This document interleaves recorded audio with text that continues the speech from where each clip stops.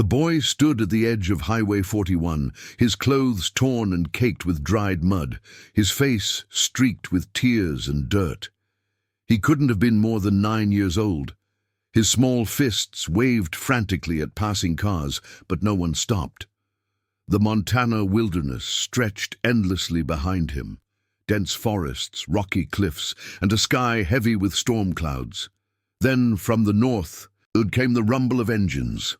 A convoy of 12 motorcycles appeared on the horizon, their chrome gleaming under the fading light. The lead rider, a man named Garrett Stone Hale, saw the boy and raised his fist. The entire group slowed to a stop. If you're watching from Montana or anywhere near the wilderness, drop your state or country in the comments. Let's see where this story reaches today. Stone removed his helmet and crouched down to the boy's level. The kid's eyes were wild with panic, his voice breaking. "My mom's in there. Please, you have to help her. They won't let her go." Stone's jaw tightened. He glanced back at his crew, veterans, fathers, men who'd seen enough darkness to recognize it immediately. "Where?" Stone asked quietly. The boy pointed toward a dirt road that disappeared into the trees. "The cabin. 2 miles in. Please. She's hurt." Stone didn't hesitate. He helped the boy onto his bike and led the convoy into the woods. Chapter 1. The Desperate Search. 3 days earlier, Caleb Mercer had been a normal 9-year-old living with his mom, Laura, in a small rented house outside Kalispell. His dad had died in a logging accident when he was 5, leaving them with almost nothing. Laura worked 2 jobs, morning shifts at a diner, afternoons at a convenience store. She was exhausted constantly, but she never missed telling Caleb she loved him. That Tuesday, she didn't come home from work. Caleb waited on the porch until midnight, calling her phone 17 times. No answer. The next morning, a man knocked on the door. He was tall and thin, with a scar across his cheek and eyes that didn't blink. "Your mom owes money," the man said. "She's with us now. You want to see her again, you keep your mouth shut." Caleb tried to push past him. The man grabbed his wrist and squeezed until bone ground against bone. "Run, and she dies." But Caleb didn't listen. The moment the man turned away, he bolted through the backyard and into the forest. He hid in a hollow tree that first night, shivering and terrified. The next day, he followed tire tracks leading deeper into the wilderness. He walked for hours, hiding whenever he heard engines. On the 3rd day, he reached Highway 41 and started waving at passing cars. Nobody stopped, not until the bikers appeared. Not until Stone crouched down and asked where his mother was. Not until 12 engines roared to life and followed him into the trees. The dirt road was narrow and treacherous, barely wide enough for the motorcycles. Branches scraped against helmets and leather jackets. Caleb sat behind Stone, his arms wrapped tight around the man's waist. "They took her 3 days ago," the boy whispered against the wind. "I ran. I've been hiding." Stone's hands gripped the handlebars harder. 3 days. The deeper they rode, the quieter the forest became. No birds, no wind, just engines and the weight of something dark waiting ahead. After 20 minutes, they reached a clearing. In the center stood a cabin, weathered wood, broken windows, a chimney releasing thin smoke. 2 trucks were parked outside, rust-eaten and caked in mud. Stone raised his hand. The bike stopped. Silence fell. He dismounted and gestured for his crew to spread out. Mac stayed with Caleb while Stone and 5 others approached the front door. Stone pressed his ear against the wood. Voices inside, low and rough. He counted 3, maybe 4. Then he heard a woman's voice, weak, pleading. Stone looked back at Mac and nodded. Mac pulled a crowbar from his saddlebag and positioned it against the lock. Stone raised 3 fingers. 2. 1. The crowbar slammed into the lock and the door exploded inward. Stone was through the doorway before the sound finished echoing. The first thing he saw was Laura tied to a chair in the center of the room, her face bruised, her wrists raw and bleeding. 3 men scrambled to their feet. One reached for a shotgun, another grabbed a knife. The third froze with his hands raised. Stone didn't hesitate. He crossed the room in 2 strides and drove his shoulder into the man with the shotgun, slamming him into the wall. The weapon clattered across the floor. Mac tackled the second man before the knife left his hand. The third stood frozen, hands trembling. Reese and the others secured the back entrance. Within 90 seconds, all 3 men were zip-tied and sitting against the wall. Stone turned to Laura and approached slowly.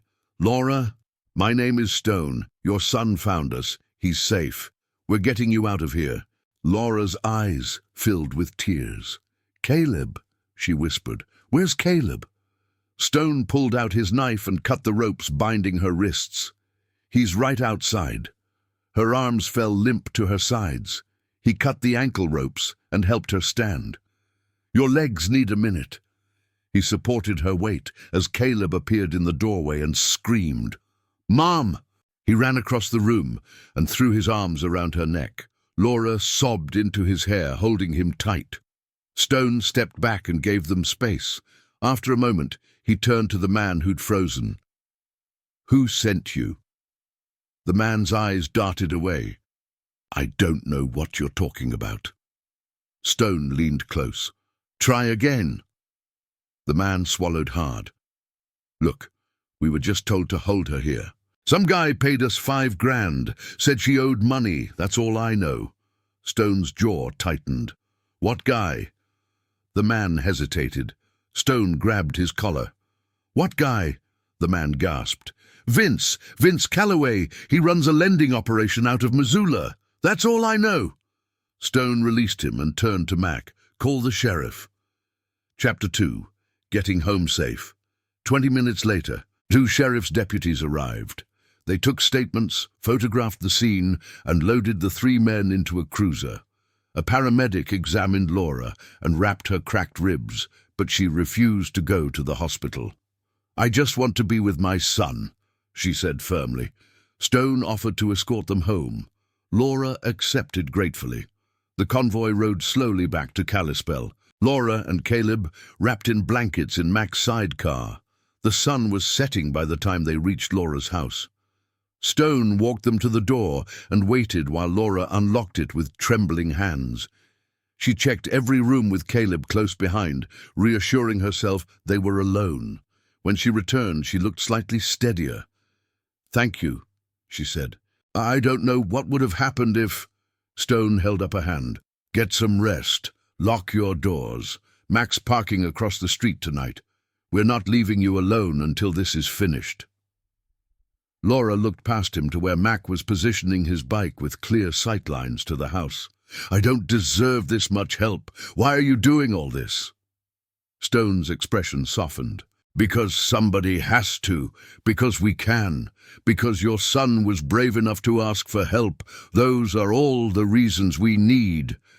Laura's eyes filled with tears. "Thank you," she whispered. Stone nodded and walked back to his bike. That night, Stone sat in his apartment and made a call. The man who answered was an old friend from his service days, named Derek Lang, now working private security in Missoula. "I need information on someone," Stone said. "Vince Calloway runs a loan operation." Derek was quiet for a moment. "I know him. Bad news. Preys on desperate people, uses intimidation and worse. The sheriff's been trying to build a case for years, but he's slippery." Stone's voice was cold. "Where does he operate?" Derek sighed. "He's got an office downtown, front company called Calloway Financial Solutions, but the real work happens at a warehouse on the east side. That's where he keeps records, cash, and people who can't pay." Stone thanked him and hung up. He stared at the wall for a long moment, then picked up his phone and sent a group text to his crew. "Tomorrow. Missoula. We're paying someone a visit." Within minutes, 12 confirmations lit up his screen. Stone set the phone down and closed his eyes. Tomorrow, Vince Calloway would learn what it meant to cross the wrong people. Chapter 3. Confronting Calloway. The warehouse sat at the end of a gravel lot, surrounded by chain-link fence and razor wire. It looked like any other industrial building, But Stone knew better. Derek had sent photos the night before showing security cameras at every corner and 2 guards at the front. Stone and his crew parked their bikes a block away and approached on foot. It was just after noon. They split into 2 groups. Mac's team circled to the back. Stone's team moved toward the front. The guards noticed them immediately. One reached for his radio. Stone raised his hands. "We're not here for trouble. We just want to talk to Vince." The guard hesitated. "Mr. Calloway doesn't take walk-ins." Stone smiled without warmth. "Tell him it's about Laura Mercer." The guard pressed his radio and muttered something. A minute later, the steel door opened and a man in a suit stepped out. Mid-50s, graying hair, expensive watch. Vince Calloway. He looked at Stone with a cold smile. "You must be the biker who thinks he's a hero." Stone didn't reply. Vince's smile widened. "Laura Mercer owes me $12,000. She signed a contract. I was collecting what's mine." Stone's voice was flat. "You kidnapped her. You held her in a cabin. You threatened her son." Vince shrugged. "Business is business." Stone took a step forward. The guards tensed. "Here's what's going to happen. You're going to forgive Laura's debt. You're going to stay away from her and her son, and you're going to shut down this operation." Vince laughed. "Or what?" Stone pulled out his phone and held it up. On the screen was a message already typed, addressed to 3 reporters and 2 FBI field officers. His thumb hovered over send. "Or I make a call, and by tomorrow, you're done." Vince's smile faded. "You're bluffing." Stone's voice dropped to a whisper. "Am I?" Vince stared at the phone for a long moment, then nodded slowly. "Fine. Laura's debt is forgiven." Stone didn't lower the phone. "And you shut this place down, all of it." Vince's voice turned sharp. "You're asking me to walk away from millions." Stone's expression didn't change. "I'm not asking." A woman stepped out from the warehouse, late 30s, blonde hair in a tight bun. She looked between Vince and Stone. "What's going on?" Stone addressed her directly. "Are you his accountant?" She hesitated. "Business partner." Stone tilted his head. "Then you should know the feds are about to tear through every file here. If you're smart, you'll walk away now." The woman's eyes flickered with fear. She looked at Vince. "Is that true?" Vince's jaw clenched. "He's bluffing." Stone sent the message. His phone buzzed as the email left. Vince's face went pale. "What did you just do?" Stone pocketed his phone. "I gave you a chance. You didn't take it." Vince lunged forward, but the guards grabbed him. "You just signed your death warrant." Stone turned and walked away, his crew falling in behind him. By the time they reached their bikes, sirens echoed in the distance. Mac grinned. "You really sent it?" Stone nodded. "Every word. Watching from Kalispell, Missoula, or anywhere in Montana? Drop your location below and let us know you're here." Chapter 4. The Network Exposed. 3 days later, Stone sat in a diner on the outskirts of Kalispell. Derek Lang sat across from him, shaking his head. "You made one hell of a mess. The FBI seized everything. They're estimating Calloway's operation was worth $8 million. He's facing federal charges for kidnapping, extortion, and racketeering." Stone sipped his coffee. "Good." Derek leaned back. "You know he'll try to come after you." Stone set the cup down. "Let him try." His phone buzzed. A text from Laura. "Caleb wants to thank you in person. Can you stop by?" 20 minutes later, Stone stood on Laura's porch. The door opened and Caleb appeared, his face bright. "You came," Stone smiled. "I said I would." Laura appeared behind her son, looking healthier. The bruises had faded, the fear in her eyes replaced by something steadier. "Come in," she said. Stone stepped inside. The house was small but warm. Photos lined the walls. Laura poured coffee while Caleb showed Stone a drawing he'd made, motorcycles surrounding a cabin. "That's you," Caleb said, pointing to the lead bike. Laura sat across from Stone. "I heard what happened with Calloway. The news said the FBI arrested him." Stone nodded. "He won't bother you again." Laura's eyes filled with tears. "I don't know how to repay you." Stone shook his head. "You don't owe me anything." Laura reached across the table and took his hand. "Yes, I do. You saved my life. You saved my son." Stone squeezed her hand gently. "That's what family does." Laura blinked. "Family." Stone smiled. "You need anything, you call me, that's a promise." Caleb moved to Stone's side and hugged him. Stone rested a hand on the boy's head. For the first time in days, the weight in his chest lifted, but his phone rang, interrupting the moment. An unknown number. Stone answered. "Hello?" A woman's voice, nervous and urgent. "Is this Garrett Hale?" Stone straightened. "Who's asking?" The woman hesitated. "My name is Angela Ross. I'm a social worker in Missoula. I heard what you did for Laura Mercer. I need your help with a missing girl." Chapter 5. Another Missing Child. Angela Ross met Stone in a grocery store parking lot an hour later. She was in her 40s, grey streaks in her dark hair, exhaustion written across her face. She handed him a file containing photos of a 14-year-old girl with brown hair and freckles. "Her name is Emma. She was taken from her foster home 3 days ago.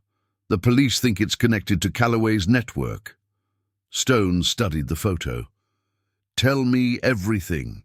Angela's words came fast. "Emma's been in the system for 3 years since her parents died in a car accident.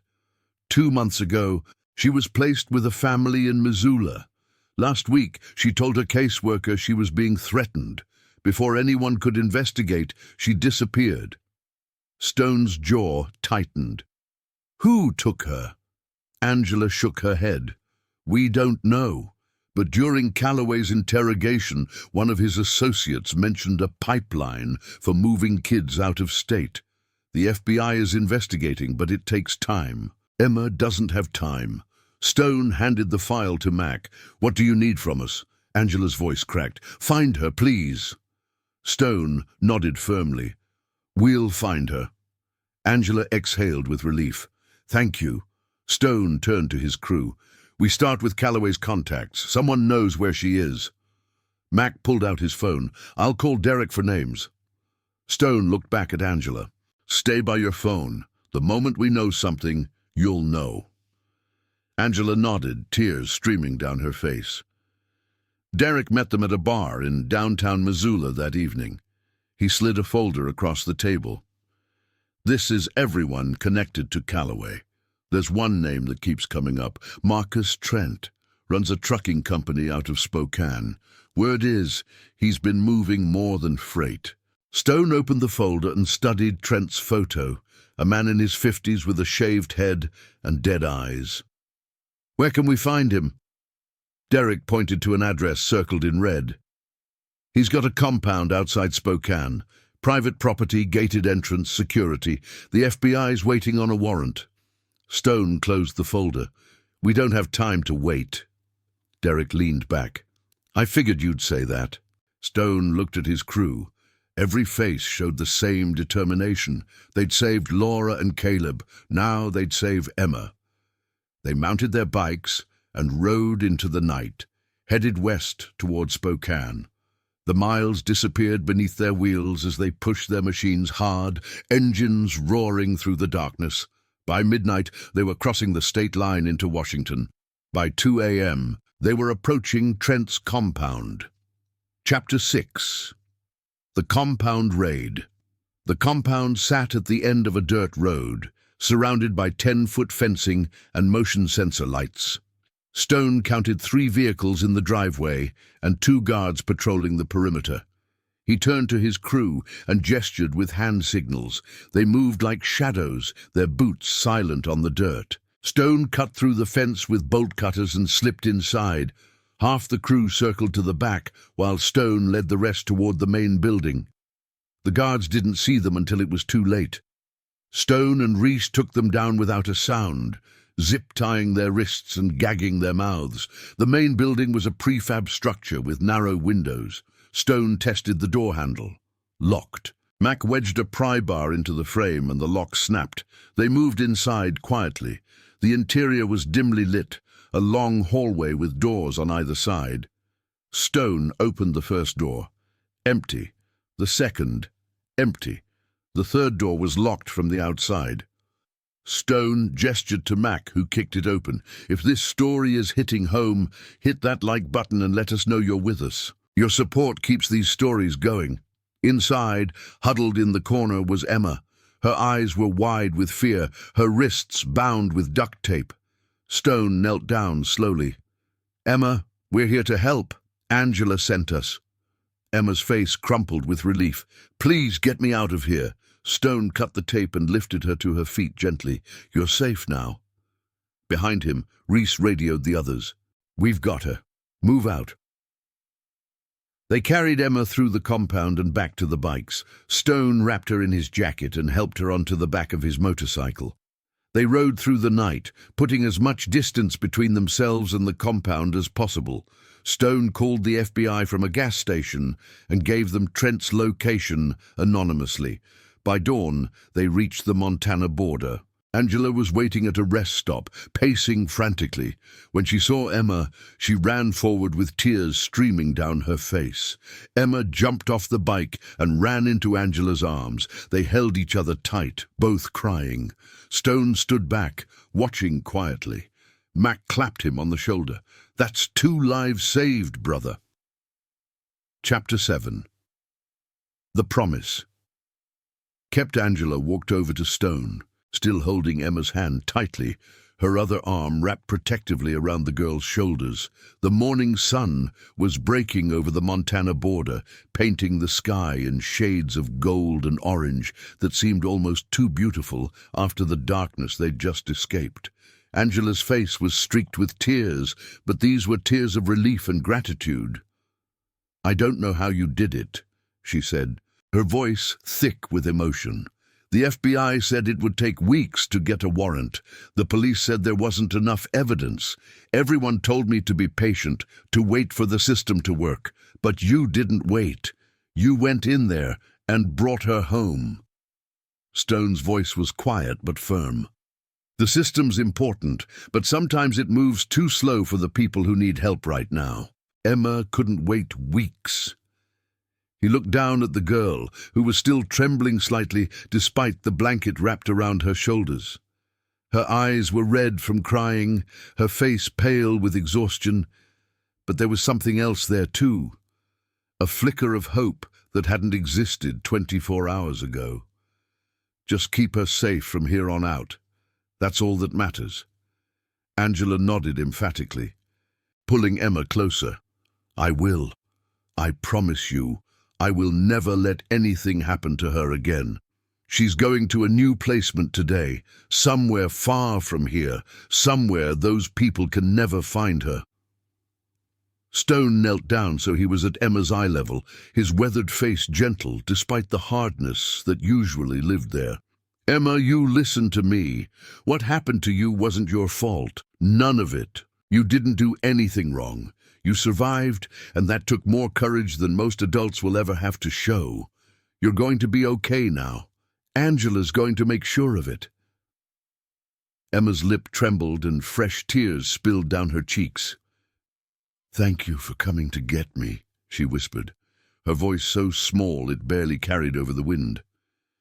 "I thought nobody was coming. I thought I was going to die there." Stone felt that familiar tightness in his chest, the one that came whenever he saw the toll that evil men took on innocent lives. "We'll always come," he said simply. "You ever need anything, anything at all, you call me, understand?" He pulled a card from his wallet and handed it to Angela. "My personal number. It's answered 24 hours a day, 7 days a week. If Emma needs help, if she has nightmares, if she just needs to talk to someone who understands, you call." Angela took the card with shaking hands and tucked it carefully into her purse. "Thank you," she whispered again. "Thank you so much." The crew mounted their bikes, engines rumbling to life one by one, a sound that had become synonymous with safety and protection for the people they'd helped. Stone took one last look at Emma, who raised her hand in a small wave, and then he kicked his Road King into gear. The convoy pulled out of the rest stop and onto the highway, heading east as the sun climbed higher in the sky. Behind them, Angela and Emma stood watching until the motorcycles disappeared from view, the rumble of their engines fading into the morning air like a promise that help would always be just a phone call away. The ride back to Kalispell took most of the morning. Stone's mind was already working through the next steps. Marcus Trent's arrest would send shockwaves through the trafficking network, but there would be others willing to step into the void he left. There always were. Evil didn't disappear just because you cut off one head. It grew two more. But that didn't mean you stopped fighting. It meant you fought smarter, harder, and you built a network of your own, one dedicated to protection instead of exploitation. His phone buzzed in his pocket. He pulled over at a gas station to check it and found a text from Laura. Caleb drew another picture. Says he wants to be like you when he grows up. Thank you for everything. Stone smiled and pocketed the phone. Behind him, Mac pulled up and removed his helmet, his grey beard flecked with dust from the road. That's 2 lives saved, brother, Mac said, his voice rough with emotion. Laura and Caleb, now Emma. That's 2 families that are whole again because of what we do. Stone nodded slowly. 2 down, but there are more out there. There are always more. Mac studied his friend's face. You can't save everyone, Stone. You know that, right? You can't carry the weight of the whole world. Stone looked out at the highway stretching endlessly in both directions. I know. But I can save the ones right in front of me. That has to be enough. Mac clapped him on the shoulder. It is enough. More than enough. They remounted and continued the journey home. Over the next week, news broke on every major network and newspaper in the region. Marcus Trent had been arrested by the FBI at his compound outside Spokane. Evidence seized during the raid linked him directly to Vince Calloway's operation and revealed a trafficking network spanning 3 states, Montana, Idaho, and Washington. The investigation uncovered safe houses, transportation routes, and a client list that made Stone's blood run cold when Derek showed it to him. 17 children were recovered from various locations over the following 10 days. Some had been missing for years, their faces aged on milk cartons and missing persons websites, their families long since resigned to never seeing them again. Now those families were being reunited, tears and disbelief giving way to joy that seemed almost too big to contain. Stone watched the news coverage from his apartment, his beer growing warm in his hand as he absorbed the scope of what they'd helped uncover. Their actions, breaking into that compound, rescuing Emma, had provided the FBI with the evidence and momentum they needed to dismantle an operation that had destroyed countless lives. His phone rang constantly over those days. Other social workers who'd heard about Angela's success, other desperate parents who'd been told by police that their children were probably runaways, that there was nothing more that could be done. Other people who'd hit dead ends with official channels and needed someone willing to operate in the grey spaces where the law couldn't always reach. Stone didn't turn anyone away. Each call was another person who needed help, another wrong that needed righting, another promise that needed keeping. His crew rallied every time without question, without hesitation. They became known quietly in certain circles, not as vigilantes, but as protectors. People who stepped in when the system failed, people who kept their promises no matter what it cost them. Stone thought often about the photograph on his wall, the one of him and his wife from what felt like a lifetime ago. She'd been a social worker herself, the kind of person who believed with her whole heart that everyone deserved help, that no one should face darkness alone. She would have been proud of what he'd become, what they'd all become. Sometimes late at night, when the weight of everything threatened to crush him, he'd sit in front of that photograph and talk to her like she was still there. He'd tell her about the people they'd helped, the lives they'd saved, the promises they'd kept. He liked to think she was listening. He liked to think she approved. One evening, about 2 weeks after Emma's rescue, Laura called and invited Stone and his entire crew to dinner at her house. "I want to do something to thank you properly," she said. "I know you don't want money or recognition, but please let me cook for you. Let me show you how much it means to have our lives back." Stone tried to decline. They didn't do this work for thanks or recognition, but Laura was insistent, and eventually he agreed. That Saturday evening, 12 bikers descended on her small rental house, parking their motorcycles along the street in a line that stretched half the block and drew curious stares from neighbors. Laura had prepared a feast despite her limited budget. The table was covered with dishes, pasta with homemade sauce, garlic bread that filled the house with its aroma, a huge bowl of salad, roasted vegetables, and a chocolate cake that Caleb had helped decorate, complete with frosting motorcycles and the words, "Thank you, heroes," written in careful blue letters. 12 grown men crowded into her small living room and dining area, making the space feel even tinier than it was, but also warm and alive, in a way it probably hadn't been since before Laura's husband died.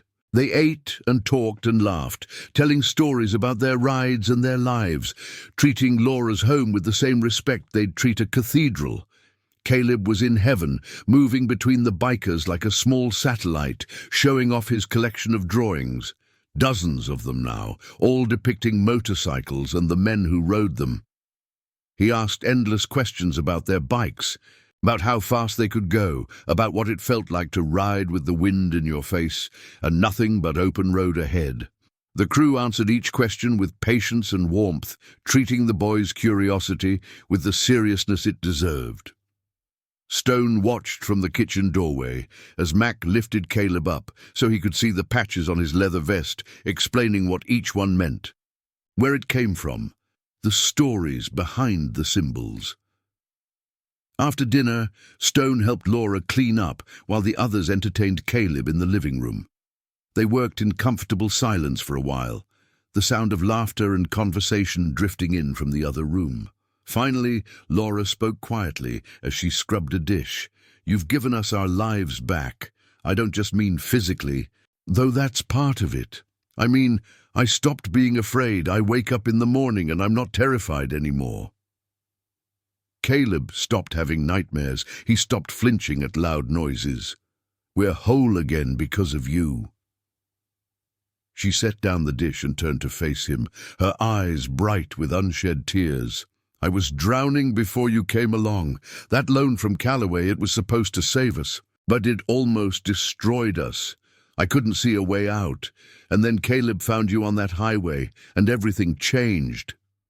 Stone dried a plate carefully, his movements deliberate. "You were always whole, Laura. You just needed someone to remind you. You're stronger than you know. You survived 3 days in that cabin. You kept fighting even when you thought nobody was coming. That strength was always in you." Laura smiled through her tears. "Maybe, but I wouldn't have found it without you showing me I wasn't alone." She paused, then added, "I heard you've been helping others. That woman Angela with the missing girl, and there are others calling you now, aren't there?" Stone nodded slowly. "Word gets around. People talk. One person tells another, and suddenly there are more requests than we can handle." Laura's smile widened. "Good. The world needs more people like you, people who actually do something instead of just talking about it or waiting for someone else to fix things." She pulled a piece of paper from the refrigerator, held up by a magnet shaped like Montana. It was another of Caleb's drawings, this one showing a stick figure on a motorcycle with a cape flowing behind him, and the word "hero" written above it in careful block letters. "Caleb wants to be like you when he grows up. Did you see this one?" Stone felt something tight in his chest loosen and break apart. He took the drawing and studied it, remembering being 9 years old himself, remembering the heroes he'd looked up to, firefighters and soldiers, and his own father, who taught him what it meant to keep your word no matter what it cost you. "He's a good kid," Stone said quietly. "You raised him right. He's got your strength and his father's heart. He's going to be just fine." Laura wiped her eyes. "Because of you. Because you showed him what real men look like, what real heroes do. You gave him hope, Stone. You gave both of us hope." Chapter 8. Building Something Bigger. 3 months passed in a blur of phone calls, midnight rides, and missions that tested the limits of what Stone and his crew could accomplish. They helped recover 4 more missing children, each rescue carrying its own weight of terror and triumph. They stopped 2 domestic violence situations by providing safe passage and protection for families fleeing abusive partners who'd threatened to kill them if they left. They provided security for 3 families whose homes were being targeted by gangs trying to take over neighborhoods, standing watch through long nights until the threats faded or the criminals moved on to easier targets. The local news started running stories about motorcycle vigilantes, though they never used names or showed faces, respecting the anonymity that allowed the crew to operate effectively. Stone preferred it that way. Fame wasn't the goal. It never had been. Justice was the goal. Protection was the goal. Keeping promises was the goal.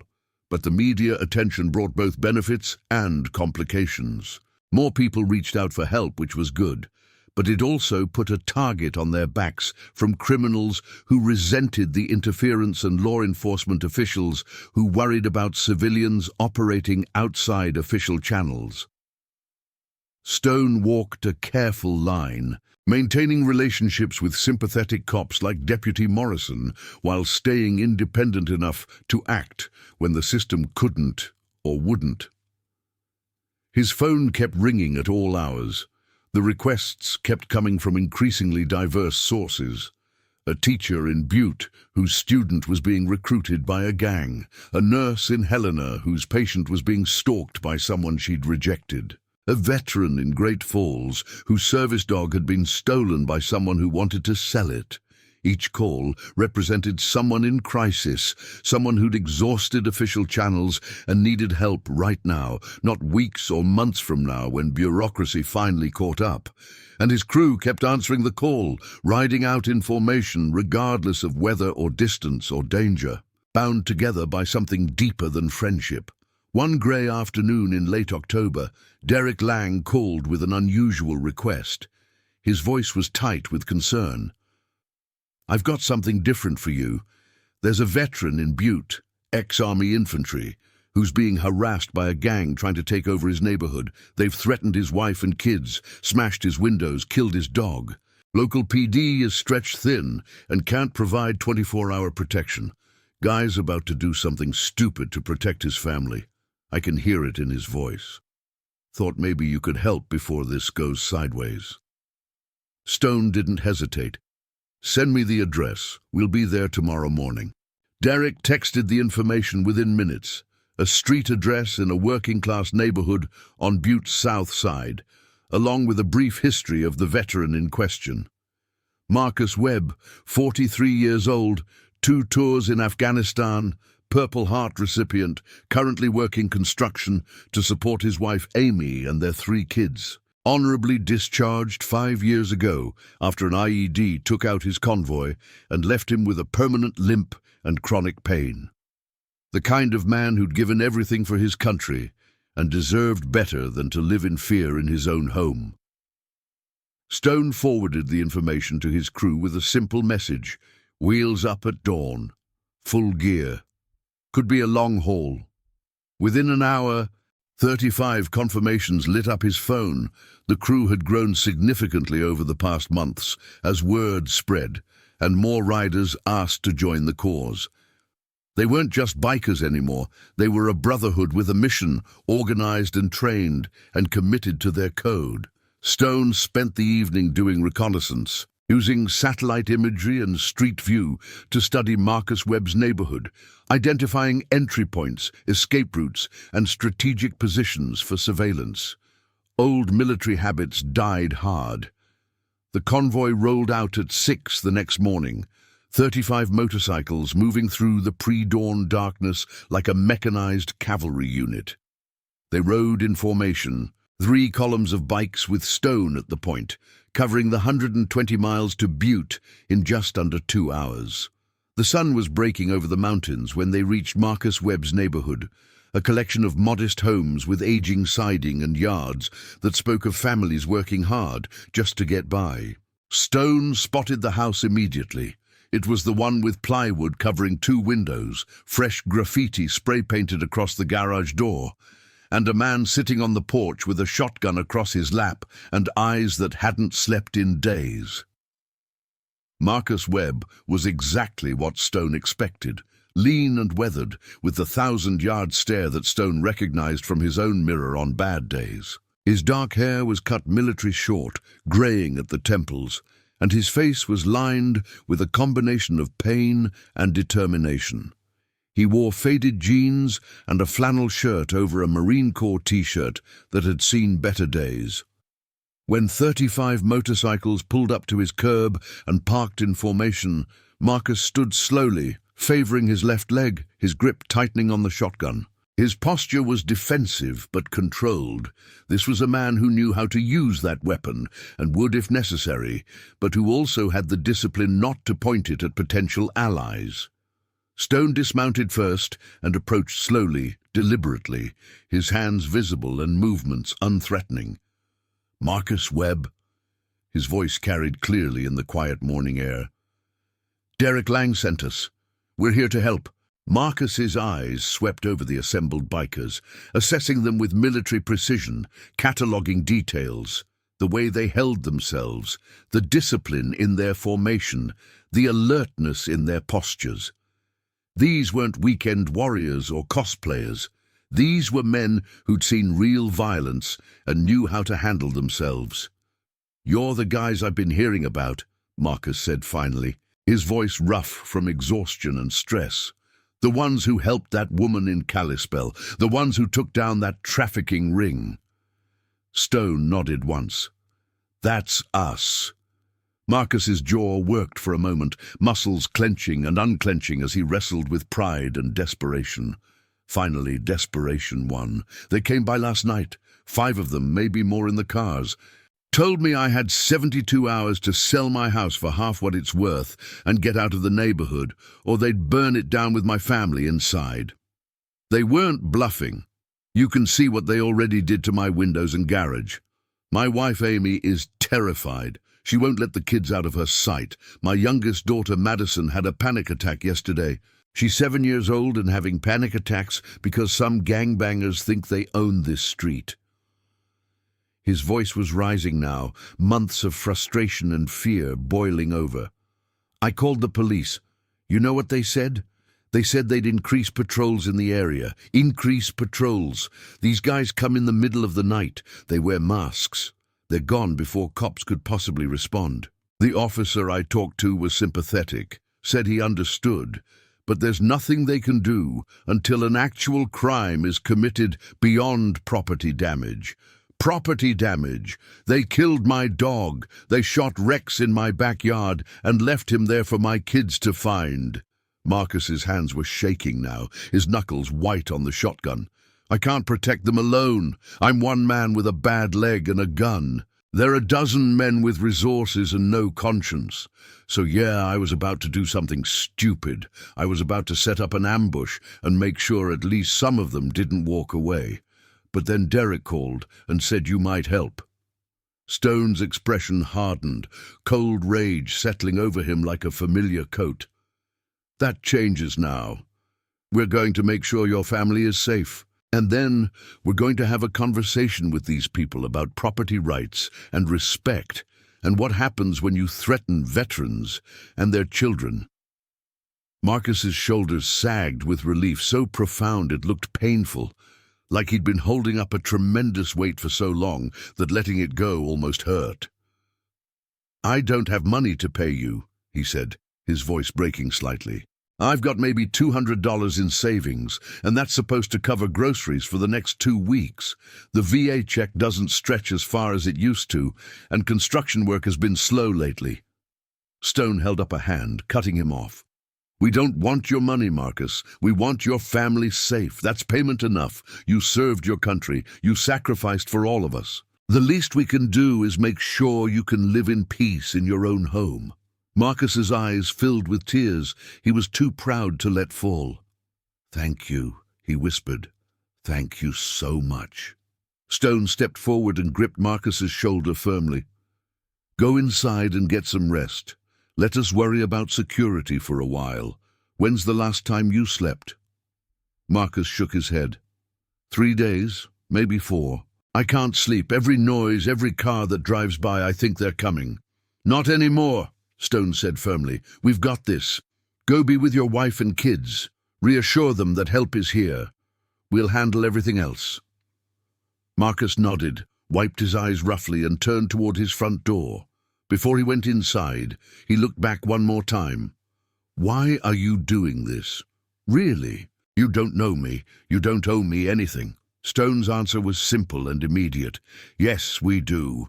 You wore the uniform. You stood a post. You earned this. Now let us do our job." Chapter 9. The Brotherhood Grows. For the next 72 hours, Stone and his crew took shifts guarding Marcus Webb's house in a display of organization and commitment that would have impressed any military commander. They worked in teams of 6, rotating every 8 hours so everyone got rest, but the house was never unprotected. They parked their bikes in formation around the property, flanking both sides of the house, positioned at angles that provided clear sight lines down the street in both directions, and staged near enough to the property line to send a clear message: this home is protected, this family is defended, come at your own risk. The neighborhood noticed immediately.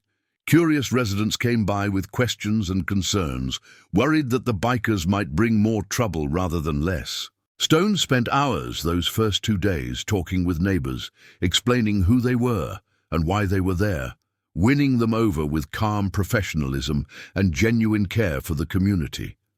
By the end of the second day, neighbors were bringing them coffee and food, offering to help keep watch, sharing information about the gang's movements and patterns. An elderly woman named Mrs.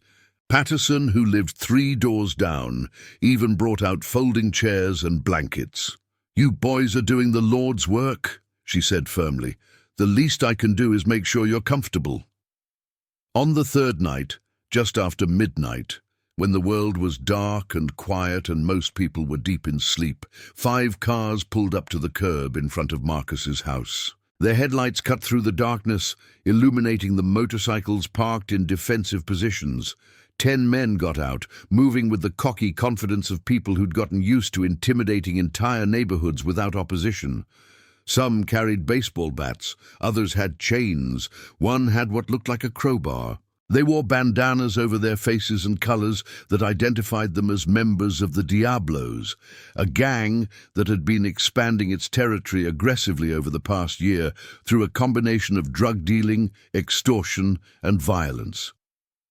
They stopped when they saw the bikers waiting in the darkness, engines silent but riders ready, standing beside their motorcycles in a loose formation that could tighten into something dangerous in seconds. The bikers had been expecting this. Derek's intelligence suggested the gang would come on the third night to make good on their threat, and they'd been right. Stone and his crew had prepared accordingly, positioning themselves strategically, working out hand signals and response protocols. This wasn't their first confrontation with organized criminals, and the experience showed in their calm readiness.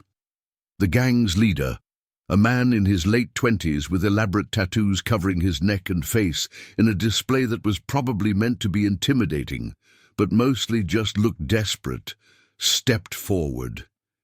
He was tall and thin, all angles and aggression, with eyes that darted around taking in the bikes and the men who rode them. "This doesn't concern you," he called out, his voice trying for authority but landing somewhere around petulance. "Walk away and nobody gets hurt. This is between us and the people who live here. They've been warned. They know what happens if they don't follow instructions." Stone stepped out of the shadows and walked to meet him, moving with the unhurried confidence of a man who'd faced down actual combat soldiers and wasn't particularly impressed by weekend gangsters playing dress-up. He stopped just out of arm's reach, his posture relaxed but ready, his winter sky eyes locked onto the gang leader's face with an intensity that made the younger man visibly uncomfortable. Behind Stone, 11 brothers formed a wall, spreading out in a line that blocked the path to Marcus's house completely. "It concerns us now," Stone said, his voice carrying clearly in the quiet night air. "You're going to leave this family alone. You're going to leave this neighborhood alone. And you're going to spread the word that this block is protected. Anyone wearing your colors who comes within 2 blocks of this address is going to have a very bad day."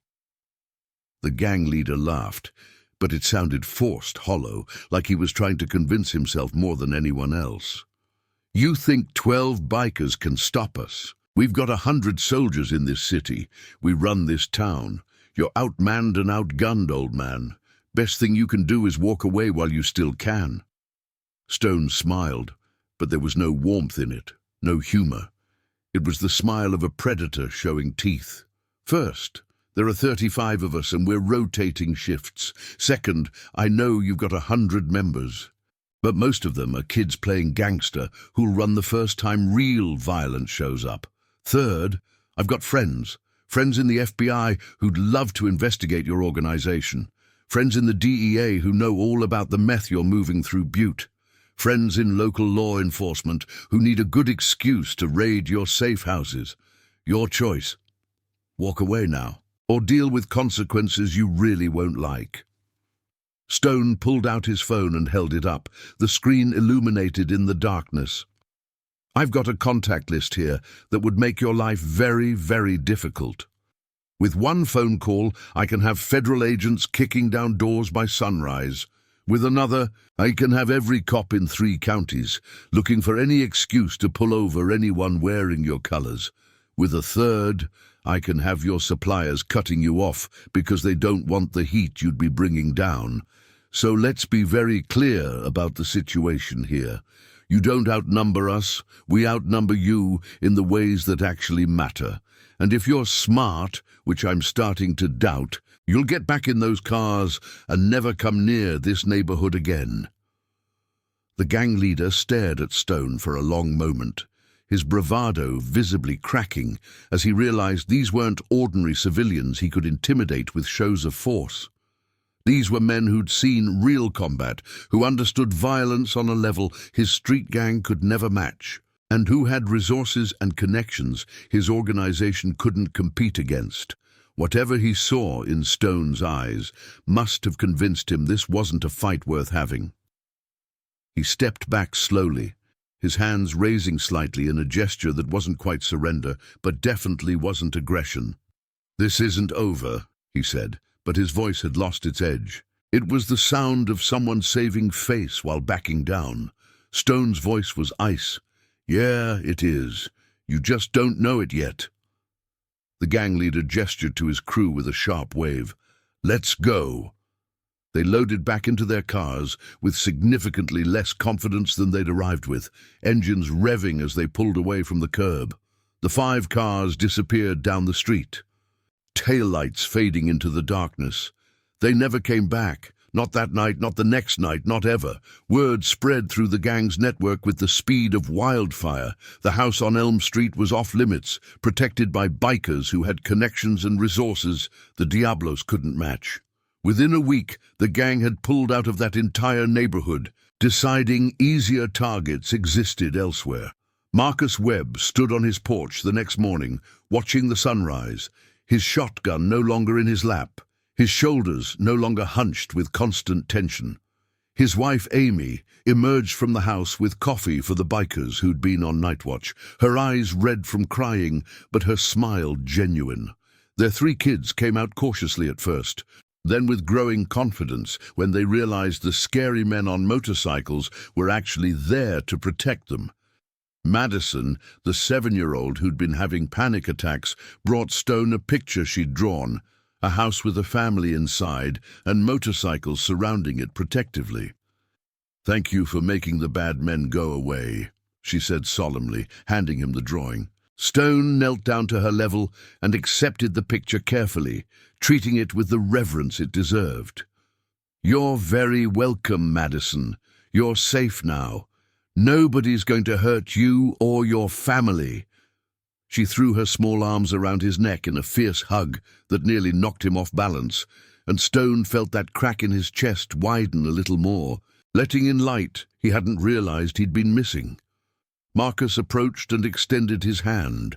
Stone stood and shook it firmly, the kind of handshake that passed between brothers in arms, between men who understood sacrifice and duty and what it meant to stand a post. "You saved my family," Marcus said, his voice thick with emotion. "How do I even begin to thank you?" Stone shook his head. "You would have done the same for us. That's what brothers do. You wore the uniform, you stood watch for all of us when we needed it. We're just returning the favor. Besides," he added with a slight smile, "your daughter's picture is thanks enough." Marcus laughed, actually laughed, the sound startling in its genuineness after days of fear and stress. "She's already asking if she can have a motorcycle when she grows up. My wife is less than thrilled with that idea." Stone grinned. "Tell her to call me in about 10 years. I'll make sure she gets proper training."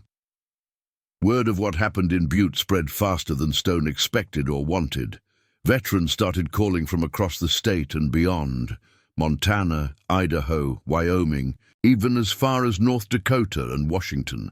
Some needed immediate help with security situations similar to Marcus's. Others just wanted to say thank you, to express gratitude that someone was finally standing up for the people who'd stood up for their country, and then been left to fend for themselves in a system that didn't always remember or appreciate their sacrifices. Social workers called with cases of families being targeted by predators. Teachers called about students in danger. Nurses called about patients being abused or exploited. The phone never stopped ringing. Stone's crew continued to grow, expanding from 35 to 50 to 70 riders, all committed to the same code: protect the vulnerable, stand against injustice, keep your promises no matter what. They organized into shifts and territories, like a military unit, coordinating operations through encrypted communications, sharing intelligence about threats and criminals, working together with a precision that came from shared purpose and mutual respect. They became a network that spanned Montana, Idaho, and Washington, with connections forming in other states, as veterans who'd heard about them started organizing their own protective groups based on the same principles.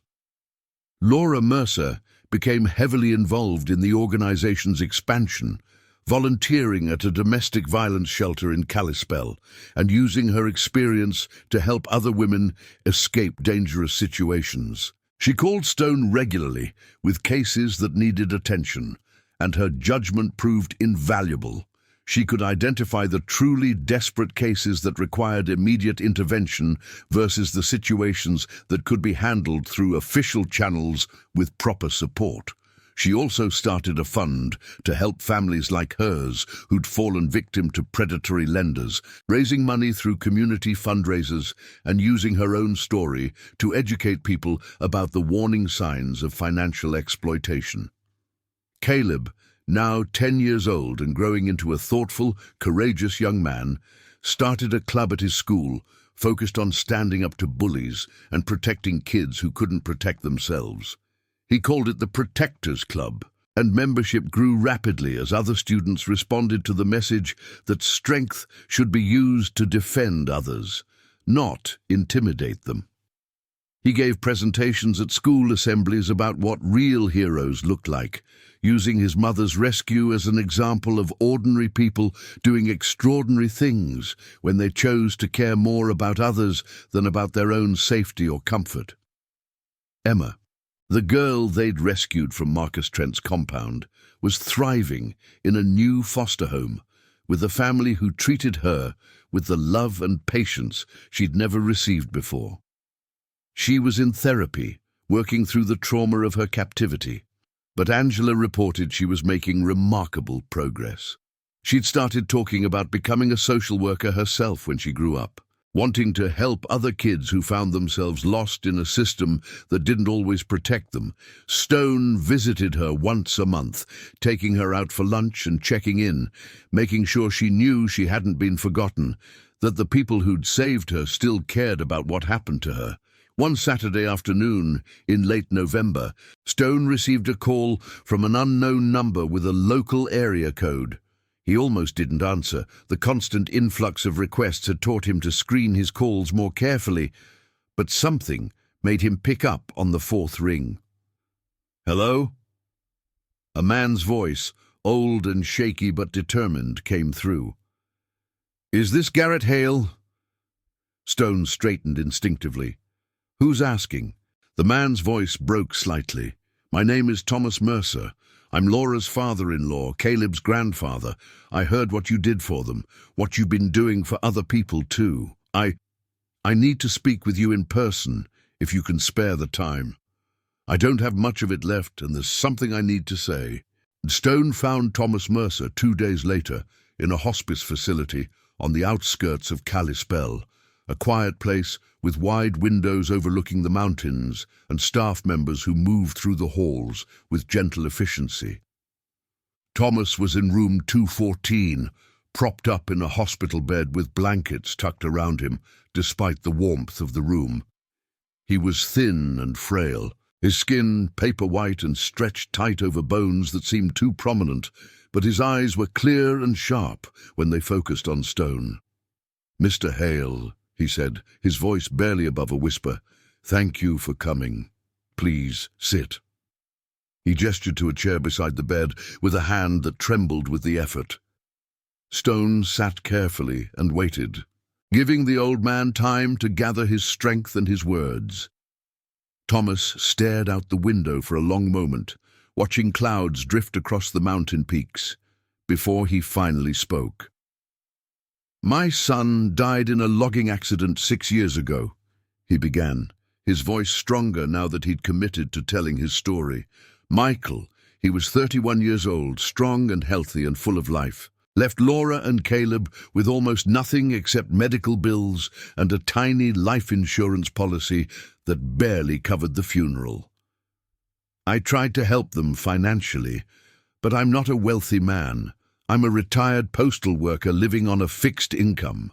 I gave them what I could, but it wasn't enough. It's never been enough."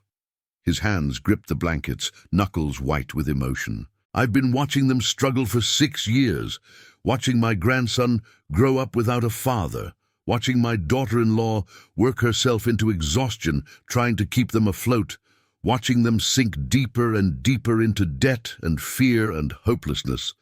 And I couldn't do anything about it. I'm old and sick and useless. I couldn't protect them. I couldn't save them. I couldn't be what Michael would have been if he'd lived." Tears rolled down his weathered cheeks. "Then you came along. A stranger who owed them nothing, who had no obligation to help, and you gave them their lives back." Thomas reached out with a trembling hand and gripped Stone's wrist with surprising strength. "You gave them hope when I thought hope was dead. You showed them that good people still exist, that someone cares, that they weren't alone in this world. You became what my son should have been there to be, their protector, their defender, their hero. And you did it without asking for anything in return." His voice broke completely. "I'm dying, Mr. Hale. The doctors say I've got maybe a week, maybe 2 at most. The cancer's everywhere now. They can make me comfortable, but they can't save me. But I needed to look you in the eye before I go and say thank you. Thank you for being the man my grandson needed. Thank you for keeping them safe when I couldn't. Thank you for teaching Caleb what it means to be honorable and brave and good." Stone felt something crack and break apart in his chest. A wall he'd built after his wife died finally crumbling completely, letting in emotions he'd kept locked away for years. "I was just doing what needed to be done, sir. What anyone should have done." Thomas shook his head weakly. "No, you did more than that. Most people see trouble and look away. Most people hear about injustice and change the channel. Most people think someone else will fix things. You didn't do any of that. You saw a terrified child on the side of the road, and you stopped. You rode into danger to save people you'd never met. You kept fighting for them even after they were safe. That's not normal. That's not what anyone does. That's what heroes do. He released Stone's wrist and settled back against his pillows, exhausted from the effort of speaking. Take care of them for me. After I'm gone, make sure they're okay. Caleb's going to need a good man in his life, someone to show him what real strength looks like. Laura's going to need a friend who she can count on. Promise me you'll be there for them. Stone's throat was tight, words catching before he could force them out. I promise, sir. I'll make sure they're okay. You have my word. Thomas smiled, a genuine smile that transformed his face despite the pain and exhaustion. Thank you. I can go in peace now, knowing they're protected, knowing they have family even if it's not blood family. That's all a grandfather can ask for. Thomas Mercer died 4 days later, peacefully in his sleep, sometime in the early morning hours of December 1st. Laura called Stone in tears to tell him, her voice breaking as she tried to explain that the doctors said he'd been in no pain, that he'd simply closed his eyes and not opened them again. Stone and his entire crew attended the funeral 3 days later, 70 motorcycles forming an honor guard that stretched for blocks, escorting the hearse from the church to the cemetery in a procession that stopped traffic and drew hundreds of onlookers. They stood at attention during the service, a wall of leather and chrome paying respect to a man who'd spent his last days grateful that someone had stepped up when his family needed help most. After the service, as people were beginning to leave, Laura approached Stone with Caleb at her side. Both wore black, both had red-rimmed eyes, but there was something in their expressions that transcended grief, a kind of resilient gratitude, an acknowledgement that death was inevitable, but love and protection could outlast it. Thank you for coming, Laura said quietly, for bringing everyone. It would have meant everything to him. It means everything to us. Stone placed a gentle hand on Caleb's shoulder, feeling the boy lean into the touch. Your grandfather was a good man. He loved you very much. He spent his last days making sure you'd be taken care of. Caleb looked up at Stone with eyes that seemed older than his 10 years, aged by loss, but strengthened by the knowledge that people who cared about him surrounded him. He told me you were his hero, Caleb said, his voice steady, despite the tears on his cheeks. He said you saved us when nobody else would. He said I should grow up to be like you. Stone knelt down, bringing himself to eye level with the boy. Your grandfather and your mother are the real heroes, Caleb. They kept fighting, even when things were hardest. They never gave up on each other or on you. I just helped remind them they weren't alone. That's what family does. We stand together when standing alone becomes too hard. That evening, as purple twilight settled over Kalispell and the first stars appeared in the darkening sky, Stone sat on his apartment balcony, watching the mountains fade into silhouettes against the horizon. His phone sat on the small table beside him, silent for once, giving him time to think and feel and process everything that had happened over the past months. Behind him the door opened, and Mac stepped onto the balcony with 2 beers, condensation beading on the cold bottles. He handed one to Stone and sat in the other chair without speaking, understanding that sometimes silence said more than words ever could. They sat like that for a long time, drinking beer and watching darkness claim the world, before Mac finally spoke. You ever think about what we're building here? He asked quietly. This thing we've created? Stone sipped his beer, considering the question. Sometimes. Mostly I just try to focus on the next person who needs help, the next promise that needs keeping. Thinking too big about it feels overwhelming. Mac nodded slowly. I get that. But still, We've helped over 50 people in the past 6 months, recovered 12 missing kids, stopped dozens of situations from turning violent, protected families who had nowhere else to turn. That's something. A brother. That's really something. Stone looked at his friend, this man who'd ridden beside him through countless missions without question or complaint, who'd become the brother he'd never had by blood, but had chosen through action and loyalty. "It's not about the numbers," Stone said quietly. "It never was. It's about keeping promises. It's about being the people we wish had been there for us when we needed help. It's about making sure nobody has to face darkness alone if we can help it." Mac raised his beer, the bottle catching the last light from inside the apartment. "To promises kept." Stone clinked his bottle against Mac's with a clear, bell-like sound. "To promises kept." They sat in comfortable silence as full darkness fell and stars appeared overhead by the thousands, countless points of light in the vast Montana sky that seemed to go on forever. Somewhere out there, Stone knew, someone was scared and alone and desperate, searching for help that official channels couldn't or wouldn't provide. And when morning came, when that person found the courage to reach out, Stone and his brothers would mount their bikes and ride.